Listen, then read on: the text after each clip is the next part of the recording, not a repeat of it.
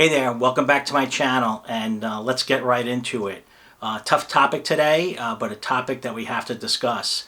And obviously you knew what the topic was about because you clicked on the link and you opened up this video. Not everyone will get a nomination and not everyone will get an appointment to a service academy. It's just the way that it is. As a matter of fact, your odds are higher of not getting in than getting in. It's just a matter of math. It's just a matter of calculations, and just the way that it is. As you know, because you went through this process or you're about to go through this process, a lot of things go into it. It's not only your athletic ability, your academic ability, but it's your physical being. If you have an allergy, if you have a broken bone, you have a knee problem, whatever, a lot of things can disqualify you. And it's also just a matter of maybe where you live. If you live in a very competitive district, congressional district, or a very competitive state, you might not get in. So what we're going to do today, we're going to have a little walkthrough of 5 things that you should do or should know about if you don't get into a service academy. So let's just walk through these right now.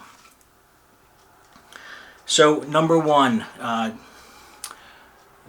don't beat yourself up. It's the last thing that you should do is beat yourself up or blame others for you not getting in.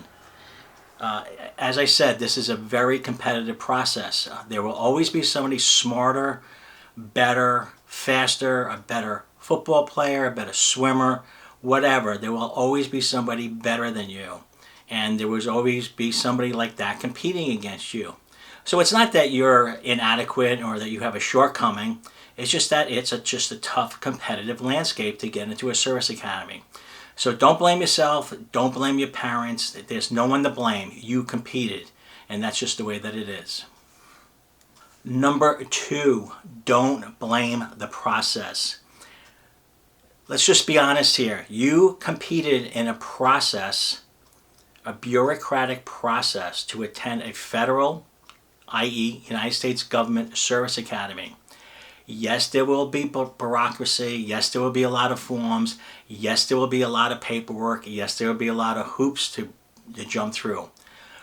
But it's a process. Now the process is the process, but the process also helps weed out those who don't really want to be there. If you don't want to take the time to do the work, then you're not going to be successful at a service academy. So yes, the process is frustrating, but the process also has a purpose, and the purpose, I believe, is also to help weed out people. Hey, look, some of you might be applying to Harvard and Yale and Princeton. Do you have to take a physical to show that you're physically qualified to be there? Do you have to do a candidate fitness assessment to show that you're physically fit, that you can do pull-ups and you can run and you can do a basketball throw and all that to get into Harvard, Princeton, or Yale? No. Do you have to go through reams and reams and reams of paper and multiple interviews to get into Harvard, Princeton, or Yale? Yeah, you might go through some of that, but not like you did to compete for a service academy. So the process is the process, and you went through it. And hold your head up for that because you worked through the process. Number 3, your life is not over. Some of you are just 18 years old, maybe pushing 19. Your life is not over. Everything has a reason. Everything has a plan for what you're going to do in the future. You're only 18 years old. This is not the beginning of the end. There's people that don't go to service academies that are very successful in their chosen fields. And the way that I look at it, if you were driven enough to work through this process and do everything that was required to you to compete, you will be driven enough to be successful in whatever field that you choose, whatever school that you go to. And with that said, if you really desire to be a military officer, I hope that you apply to ROTC. I hope that you would consider Officer Candidate School upon graduation from a college, and I hope that maybe you will try again next year. And with that, number 4 is don't give up. You always can try again next year. Like I always say, I say down in my comment section below, this is a process that most people will only go through once in their life. There's no reason why you can't go through it twice, and there's no reason why you can't use this experience to build upon your shortcomings.